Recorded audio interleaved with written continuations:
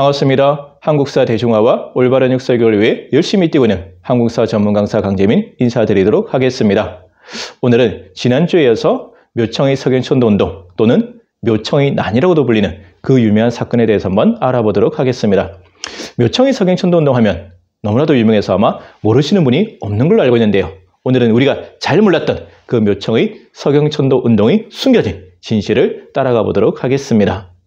이 묘청의 석양천도운동은 역사적으로도 너무나도 중요하고 시험에도 굉장히 자주 출제됩니다. 별 5개 이상의 중요도, 즉 고려사 전체에서 가장 중요하고 또 고려사 전체에서 가장 자주 출제되는 그런 파트니까 여러분 오늘 저와 함께 잘 공부해 두셨으면 좋겠습니다. 먼저 지난 내용을 한번 정리해 보도록 하겠습니다. 우리가 지난주에는 이자겸의 난에 대해서 배웠습니다. 여러분 기억나시죠? 이자겸의 난. 이 이자겸의 난 역시 역사적으로도 중요하고 시험에도 자주 나오니까 제가 잘 정리해두라고 말씀을 드렸습니다. 출제 포인트가 뭐라고 제가 말씀드렸죠? 이자겸 난의 출제 포인트는 바로 문벌귀족 사회의 모순으로 일어난 게 바로 이자겸의 난이다. 무슨 말이냐면 문벌귀족 사회의 모순, 즉 문벌귀족 사회의 문제점으로 일어난 사건이 바로 이자겸의 난이다. 이렇게 기억해 두시면 되겠습니다. 자, 고려중기 사회를 흔히 우리가 문벌귀족 사회라고 부릅니다.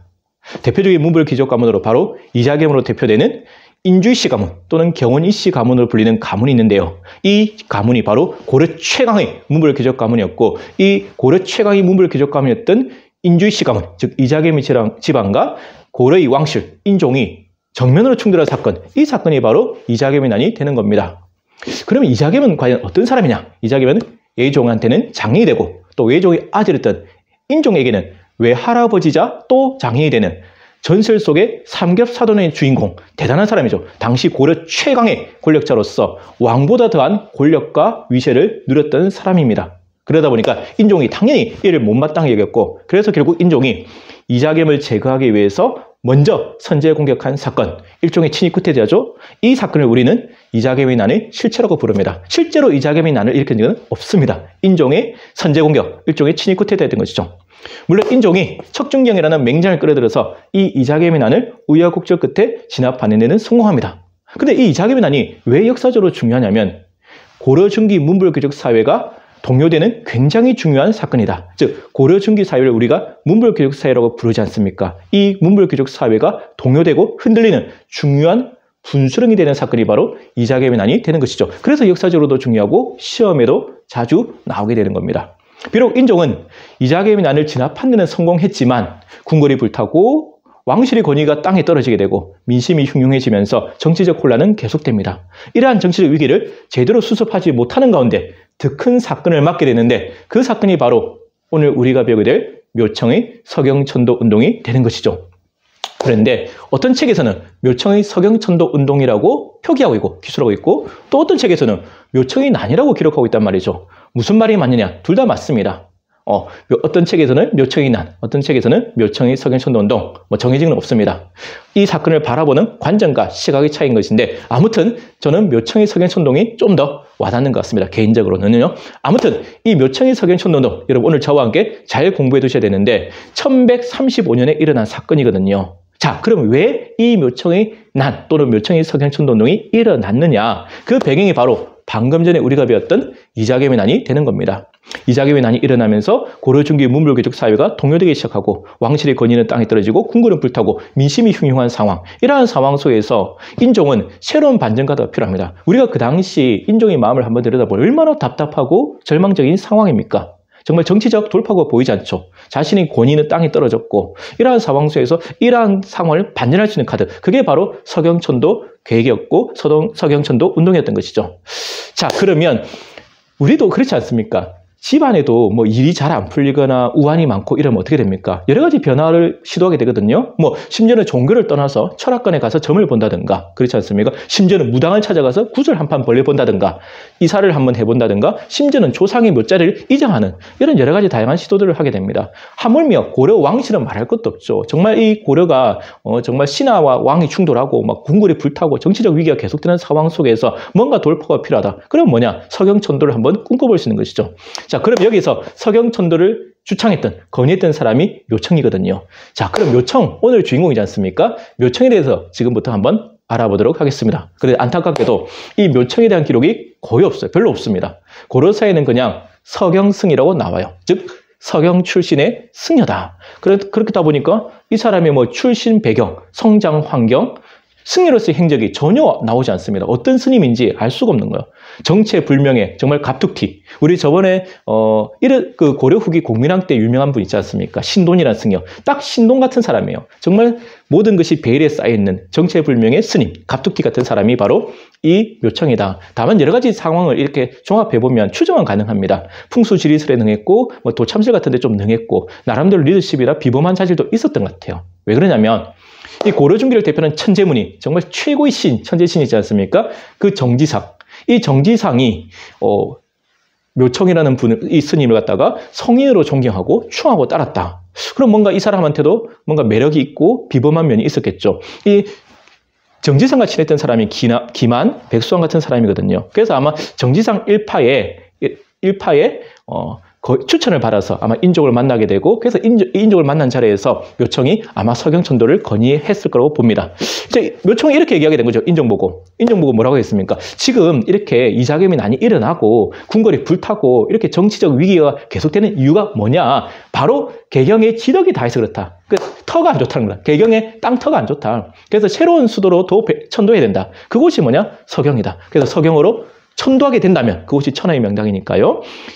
다시 왕권이 강화되고 고려의 국운이 융창할 것이다 하니까 당연히 인종이 기가 솔깃할 수밖에 없죠. 답답하고 정말 굉장히 절망적인 상황 속에서 서경으로 천도한다. 그러니까 이제 인종도 이 묘청을 신뢰하게 되고 묘청의 건의에 따라서 서경 천도 계획을 추진하게 됩니다. 그래서 서경에 있는 임원역에다가 대화궁이라는 새로운 궁궐도 이제 조성하게 되는 것이죠.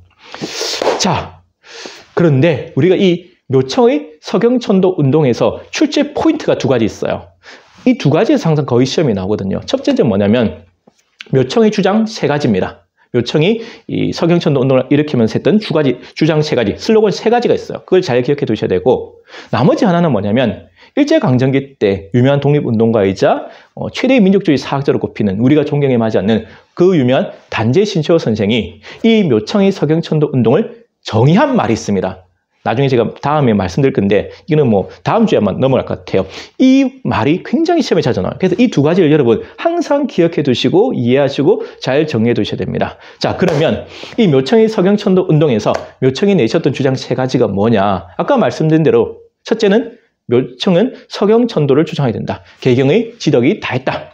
명당이 서경으로 천도하게 되면 국운이 융창하고 왕권이 다시 강화될 것이다. 이렇게 했을 때 대부분의 사람들이 수긍하지 반대하지 않습니다.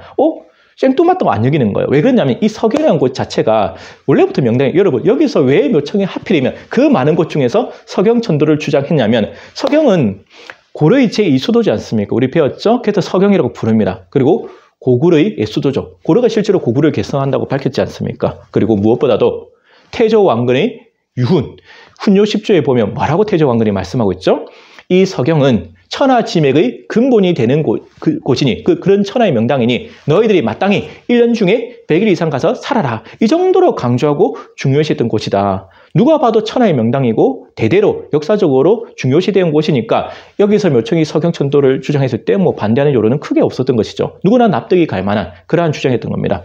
두 번째는 뭐냐? 두 번째는 칭제권언입니다. 이 칭제권언은 뭐냐면 황제를 칭하고 독자적인 연호를 세우자는 것이죠. 즉 고려가 황제국을 칭하자, 고려의 옛 자주성과 독립성을 회복하자는 겁니다. 반대로 말하면 금과의 사대 관계는 끊자는 것이죠. 굉장히 파격적이고 혁신적인 주장이었다. 근데 저는 이 첫 번째, 두 번째 주장은 충분히 공감이 가고 정말 멋있는 주장 같아요. 그런데 이해가 되지 않는 부분은 마지막 세 번째 주장이 좀 납득이 되지 않아요. 그만큼 비현실적이고 좀 감정적인 주장이 아닌가.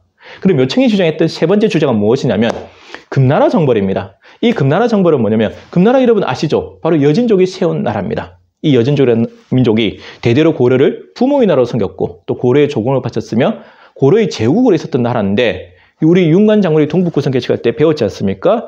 이렇게 우리를 대대로 부모의 나라로 섬기고 조공했던 그 제국 이제 여전히 강성해져서 관계가 역전된 거예요. 이제 금나라가 우리 고려의 상국이 돼서 고려가 거꾸로 금나라에 사대하는 일은 어처구니 없는 하극상이 벌어지니까 그 당시 사람들한테는 이건 경천동시할 사건이었고 굉장히 충격적인 사건이었어요.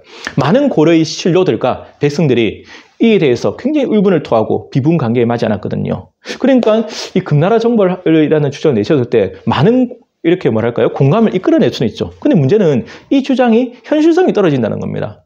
여러분 다 아시다시피 금나라는 그 당시 동아시아 최강대국이고 그렇지 않습니까? 동아시아 세계 중심이에요. 국력이 굉장히 강했어요.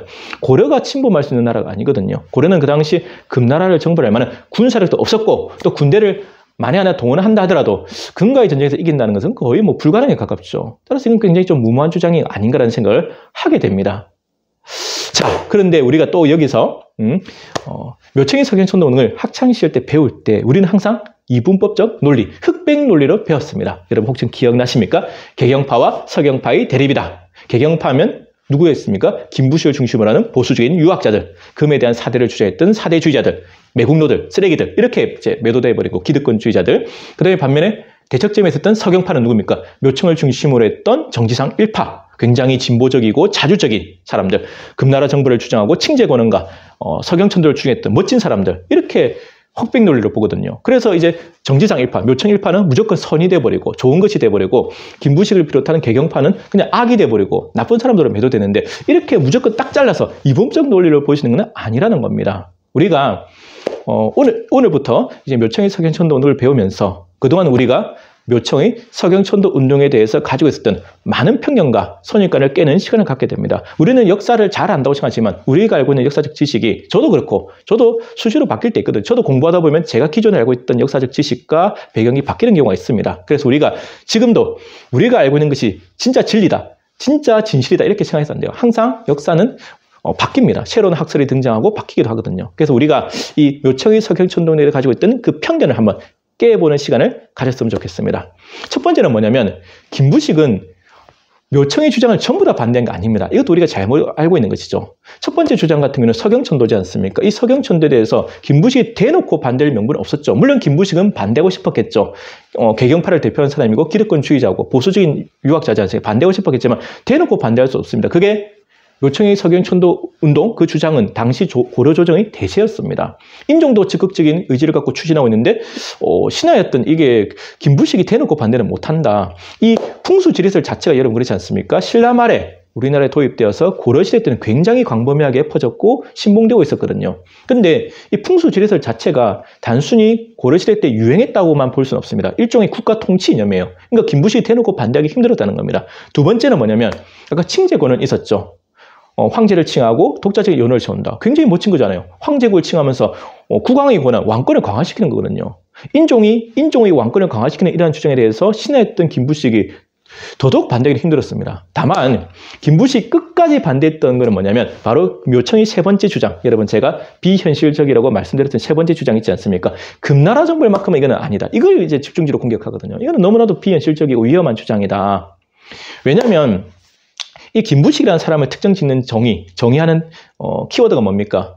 현실적인 유교적 합리주의자. 현실적인 유교적 합리주의. 딱 김부식한테 어울리는 말 같아요. 김부식이 실제로 송나라에 사신을 갔던 적도 있었습니다. 근데 하필이면 송나라에 사신을 갔을 때 금나라에서 북송이 멸망하는 현장을 자기 눈으로 똑똑히 보고 있었거든요. 그러니까 금나라의 그 실체, 금나라의 국력이 얼마큼 강한지를 알고 있습니다. 그랬던 김부식이 볼 때 지금 이 묘청 일파가 주장하는 금나라 정벌 주장은 너무나도 무모하다. 심지어는 나라 전체와 백성들을 사지로 몰아넣는 주장이다라는 생각을 하게 되는 것이죠. 어찌 보면 이렇게 김부식처럼 보수주의자긴 하지만 합리적이고 현실적인 보수주의자도 필요합니다. 이렇게 좀 현실 감각이 있고 합리적인 보수주의자가 있어야 좀 견제할 수 있거든요. 지금 묘청과 석영파가 내셔널 주장은 너무나도 급진적이고 좀 위험하거든요.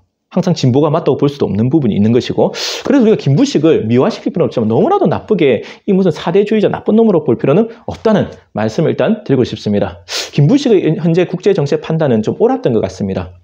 아무튼 이러한 상황 속에서 이제 석영 임원역에 짓고 있던 대화궁, 세궁궐이 완성되니까 당연히 인종은 석영 행차를 하게 됩니다. 비유하자면 우리가 새 아파트를 분양받았을 때 어떻게 됩니까? 여러분 완성되면 사전 점검을 가지 않습니까? 인종의 석영 행차도 일종의 사전 점검 같은 겁니다. 굉장히 기쁘고 즐거운 날이죠. 하지만 이 기쁘고 즐거운 날 굉장히 안 좋은 일들, 정말 불길한 일들이 벌어지게 됩니다. 고려사 기록에 따르면 인종이 석영 행차를 할 때 비바람이 치게 되고 나중에 진눈깨비까지 내리면서 추위가 닥쳐서 말과 사람이 많이 얼어 죽었다고 나옵니다. 심지어는 인종이 실종되는 사건까지 벌어져서 그 당시 국민들이 울부짖는 사태까지 벌어집니다. 정말 참담한 비극이 벌어진 것이죠. 물론 인종을 다시 찾기는 하지만 서경에 도착해서도 안 좋은 일들은 계속해서 일어납니다. 벼락이 수십 번 치고 중흥사 탑이 무너지는 이런 끔찍한 일이 벌어지니까 많은 사람들이 의문을 제기하게 된 것이죠. 야, 그 좋은 천하의 명당 서경으로 천도하면 좋은 일이 벌어지고 고려의 국운이 융창한다더니 왜 왕의 행차에 이렇게 불길한 일들이 일어나고 많은 인마가 살상당하는가? 많은 사람들이 의문부호를 달게 되는 것이죠.